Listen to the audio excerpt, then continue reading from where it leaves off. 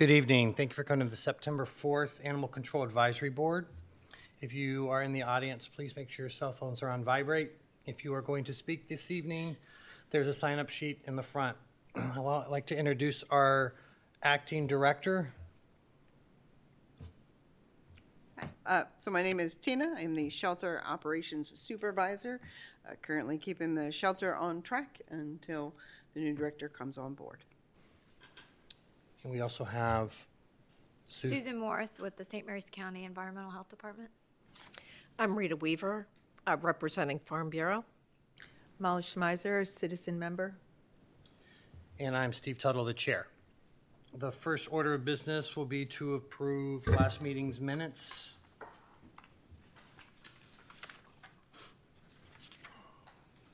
Okay, I move to approve the meeting minutes from prior meeting for May 1st, 2024, as presented. Okay, do I have a I second? second. I have a first and a second. All in favor? Aye. Aye. Aye. All right, the minutes are approved. Sure, I'm going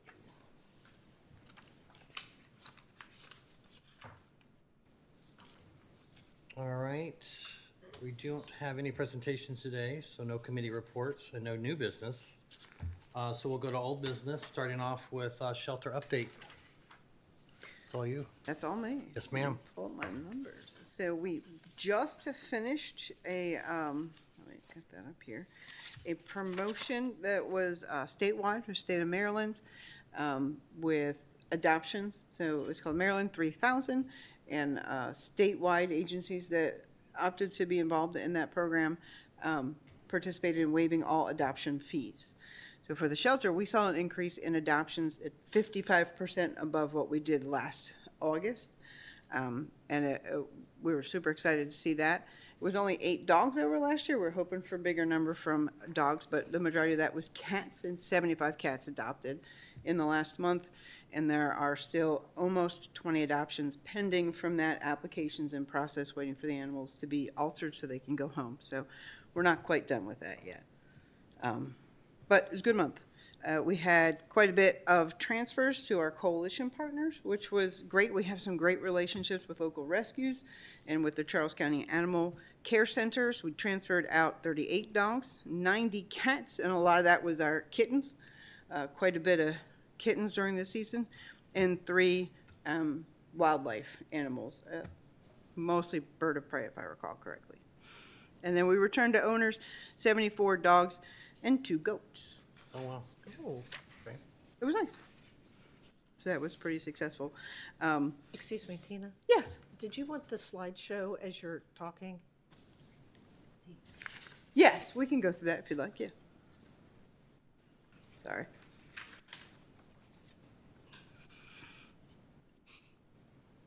Can we go to the next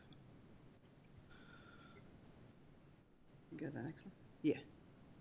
Yeah, I have it. Okay. So our key points is we've brought on several new staff members. We finished up the Maryland 3000. Our volunteer hours, sorry, I had these slightly out focus, is 182 hours in volunteer care for the past month. So the Saturday, October 26th, we'll have our 3rd annual trunk or treat held at the shelter from noon until 3 p.m. And we're hoping to get quite a bit of participation from local rescues and other groups. We did an adoption event through Nissan of Lexington Park, and I'm super excited to say that they'll be back with us for the trunk or treat as well. And then our new staff members, we've hired 2 new care attendants since our last meeting, and all of our shelter employees are fully staffed, with the exception, of course, of the new shelter manager director. So we went over the Maryland 3000. So the stats that are on the presentation were stats that we had put together before we sent the documents to you. So as we go through this, you'll see some difference in numbers. It's 103 animals so far, and the state set the goal of 3,000 animals to be adopted across the state through this, and it has already exceeded the 3,000 as of 5 days ago, if I'm not mistaken. So it was very successful. So since the meeting in May, the animal shelter has adopted out 99 dogs and 181 cats, 5 livestock animals, and 22 small animals. That includes guinea pigs, turtles, birds, and rabbits. 81 animals were reunited with their owners. That's 68 dogs, which is phenomenal. We're a bump in that number. We're getting a little more successful in connecting people. One of the things I think is key to that is our animal control is encouraging people to get their dogs microchipped when they've been at the shelter more than once, or even the first time, and that helps us to get the animals back more quickly. And of course, the new licenses also help with that process. And one rabbit got to go back with its people. So we appreciate support from our community. We've also transferred out, like I mentioned before, 38 dogs, 90 cats, 3 wildlife, and 1 rabbit. And with the help of Feral Cat Rescue, we have TNR'd 41 cats since May, which is great. And that goes long-term towards cutting down this influx we see every year of the kittens.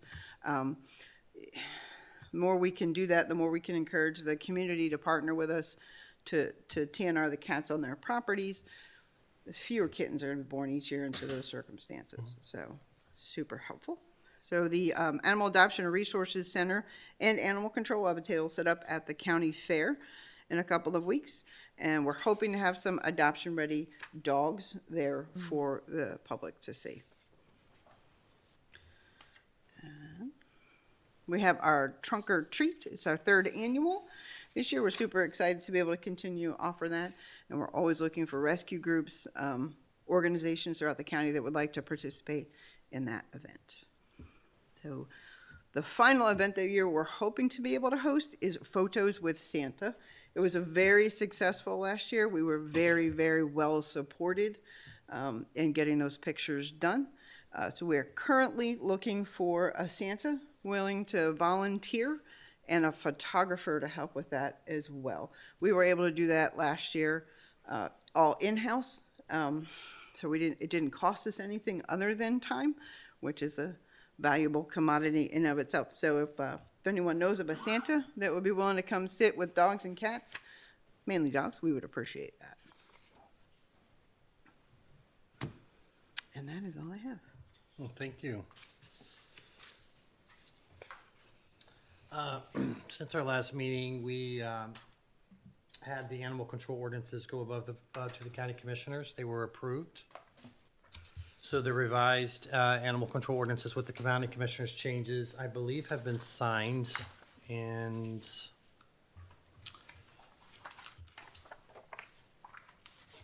I don't see them, but they are signed and are now enacted. Am I correct?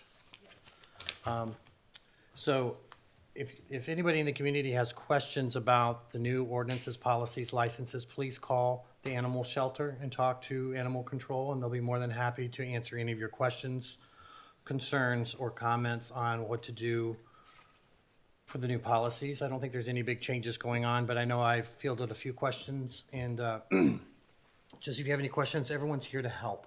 So Joy, if you would like to come up and talk just for a couple of seconds. I know you love speaking with us, so.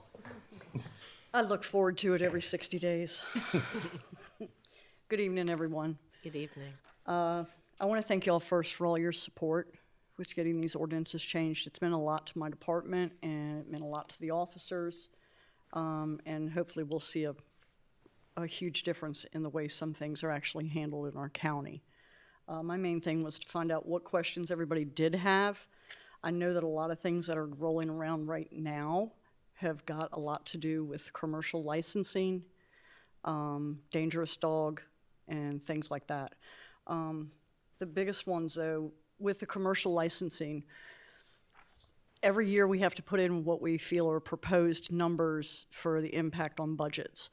And some of the things are presented and some of them are not. And we propose certain things, but whether or not they're approved, whether or not with the commissioners, plays out each role every year. So what my biggest thing is here is that this year with the commercial licenses, those that we're handing out right now packets to anybody that is selling animals that we're aware of, like the ones that are literally advertising on the sides of the road and everything else, and to the establishments that are boarding, grooming, like Petco, PetSmart, them too, and giving them a packet, explaining what the process is, what the application process is, having them fill out their paperwork, and until next year, there's not going to be a fee, because no fees were put into the new ordinances. So right now, it is free.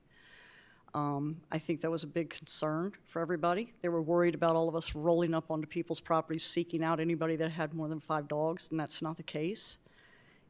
We're trying to target this towards everybody that's breeding animals. So hopefully that alone would answer quite a few questions. The big question was the 5-dog thing, and if people were just really confused about it. I think the biggest confusion there is that we're looking at, again, people that are breeding animals. If you have 5 dogs and we show up because we've received a complaint for one reason or another, we may ask you to register, because that way we know how many animals are on the property. But again, if you're not breeding, you shouldn't be concerned. The main thing here is that we're trying to have some oversight on the care of large numbers of dogs being bred, and we know it's happening in our county. Not only from people who are advertising on the side of the road, but also from all of our backyard breeders. I mean, it's one of the things that's filling our shelter the fastest. So those were our biggest concerns with that. All right. Other than that, with the 5 dogs, what other questions do you think would be at the forefront? Well, I mean, you've covered fees. There's no fees yet, so that's No, one. And there then is the- no fees. And I'm pretty sure probably before they would decide to make a final decision on what those fees would be, I'm going to assume the commissioners will probably have another public hearing Correct. before they set the fees. We'll make proposals, but we'll just go from there. We'll get to go through the whole process again. Because I think they want to be able to change the way we actually do dog licenses too. They were very much on board for that when we were all discussing it in front of them, and even when they brought it back up in the meeting before, wanting to know what their process was. And I don't think they realized how far back it went the last time it had been changed. So to be able to come more up to speed with just about everybody in the area, to be able to have something that makes a little more sense and makes us spend a little less on the tags, makes more sense. So permanent tag is the way to go. Yes, Thank you. you're very welcome. Now, I noticed we had some visitors, some little 4-legged visitors. Would someone like to introduce Sure, these absolutely. adorable? Joy, can you open that up for me? Thanks. So this 3-pack of little cuties there, that is Oh, my goodness. Bogart ready to greet you at the door. He's about 3 weeks old. He hangs out with his 2, as of yet unnamed sisters. They were brought in by a member of the public who saw them on the side of the road Oh, no. and brought them in. So, I'm allergic to cats.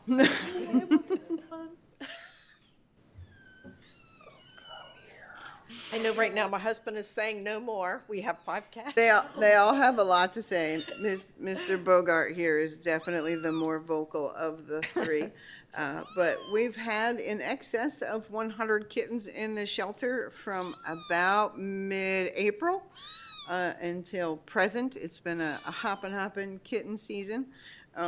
So we are always looking for people who are willing to foster them so they get out of the shelter environment, get some time running around and doing all the fun kitten things that they get to do. It helps them develop socially. It makes them absolutely a wonderful pet for families, and it's a good activity, especially for families to be involved in. We send them home when they're like this, cute, fat, and happy, healthy, and ready to go, and they just need time to finish cooking before they can go home with their families. So we are always looking for foster care providers to let these guys hang out with them for just a little while. And who, if someone was interested in volunteering to foster, where would they call? So they can call to the shelter, Okay. our regular number, and speak with any member of our staff, and they'll walk them through the process of completing a volunteer application. We provide food and litter, all necessary supplies. Like I said, it's typically a 3 to 4 week investment. It takes a more experienced foster to take home kittens younger than these guys here. They need to be fed about every 3 hours at this age. So staying at the shelter is not ideal, obviously, for that. So. And Bogart will explain it all to you if you'd like. He has a lot to say. Awesome. Yeah, say hi, buddy. Well, thanks for bringing these guys out. More time. Could we have baby puppies next meeting? Not allergic to puppies.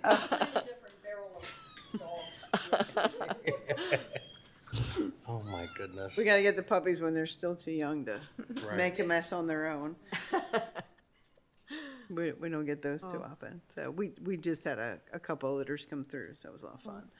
Yeah. And we had an intern through the state program. And so it was a sort of a happy tie-up to his year with us, or 10 months with us, as AJ got to sit in the barn and be covered with 8 very happy, very excited Labrador Retriever puppies. He was a happy young man. Awesome. All right. The next item on our agenda is board member time, and I will start all the way down from my left.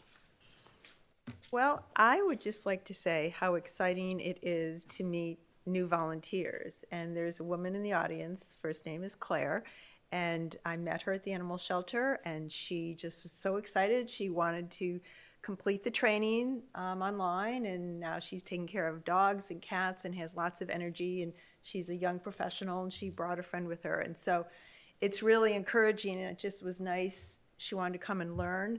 And so just to share with people out there, it's a great opportunity for people of all ages, and especially the young people with the strength and the ability to walk the dogs and play with the cats. So thank you, Claire, for your encouragement and your practice of wanting to help the community. I don't really have anything to share right now, but I'm happy to be here. Happy to have you. Nothing for me. All right. Well, it has been a busy, busy summer for me. We had our Pity, who just got his knee replacement in June. Been dealing with that. Thank you, MASH, for great work on keeping 2 dog parents sane for all the many trips we had to go there when we thought he was having a bad reaction.